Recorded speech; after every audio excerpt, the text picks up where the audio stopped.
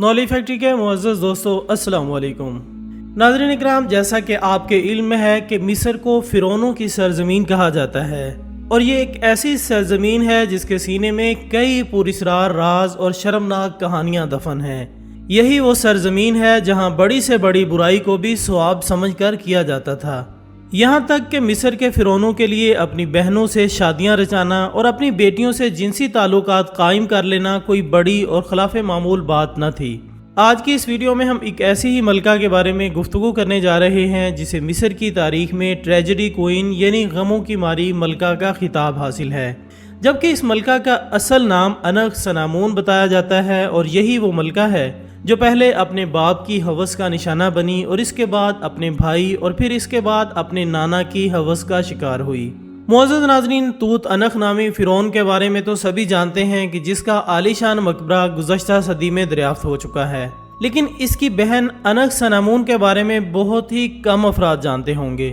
فرعونوں کے مقبرے میں بنی تصاویر اس ملکہ کی زندگی کی کہانی بیان کرتی ہیں کہ وہ مصر کے 18ویں حکمران خاندان کی شہزادی تھی، جو کہ سن 1350 قبل مسیح کے دوران پیدا ہوئی۔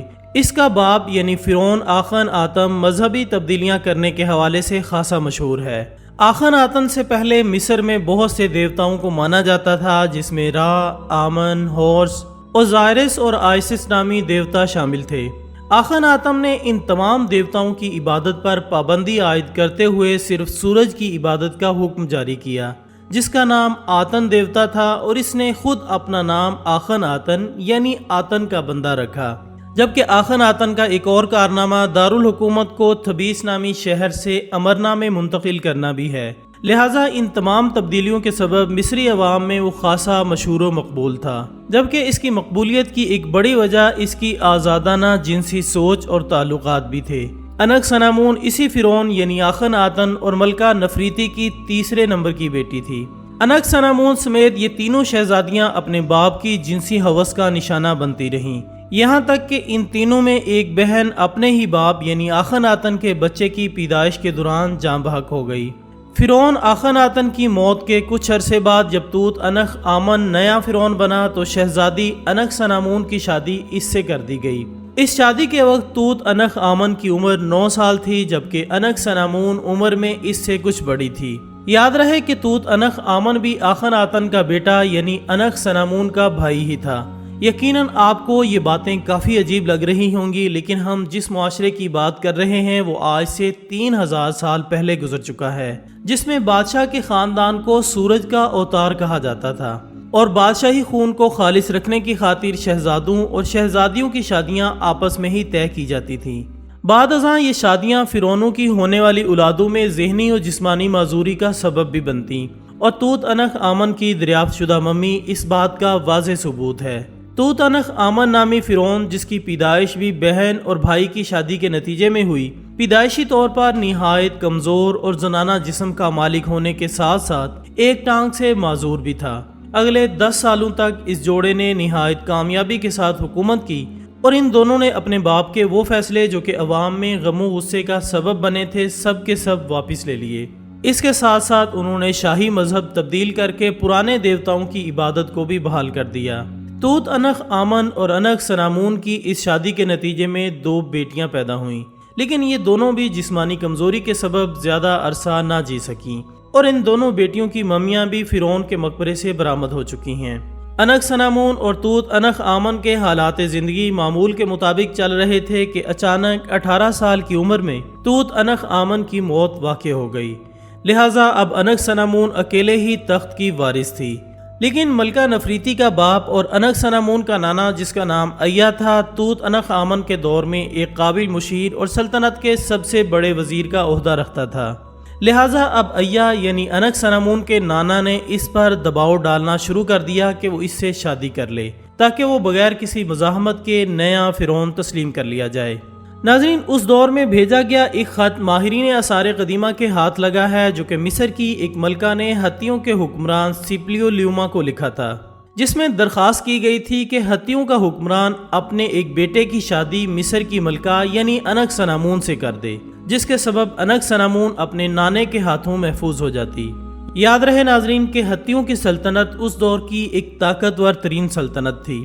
اس خط کے جواب میں ہتھیوں کے بادشاہ نے اپنا ایک بیٹا اس ملکہ سے شادی کے لیے روانہ کیا، جو کہ دوران سفر ہی مارا گیا۔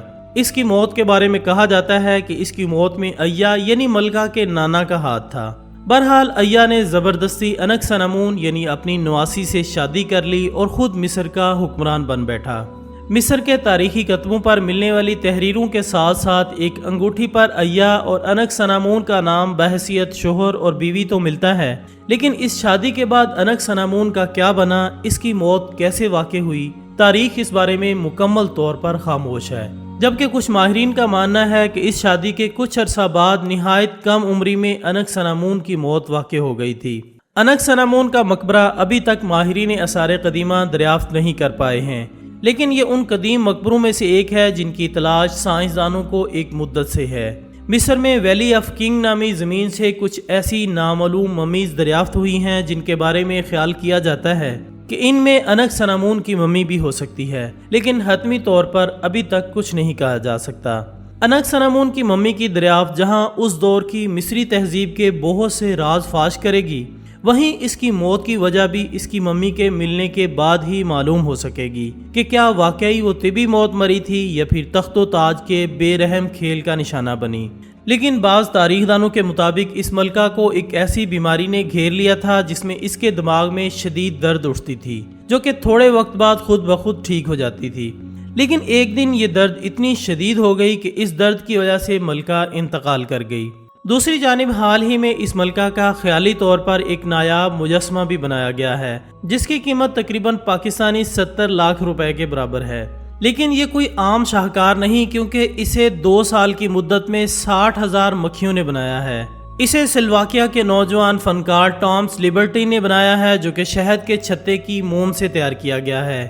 قریب سے دیکھنے پر اس میں 6 جہتی خانے بھی دکھائی دیتے ہیں، لیکن مکھیوں کو یہ معلوم نہیں تھا کہ وہ اپنا چھتا نہیں بلکہ چھتے کے خام مال سے ایک مجسمہ تیار کر رہی ہیں۔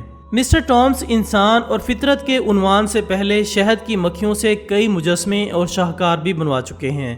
گزشتہ 2 برس سے وہ اپنے ایک منصوبے پر کاربند تھے جس میں ملکہ انکسنامون کا مشہور مجسمہ بھی شامل ہے۔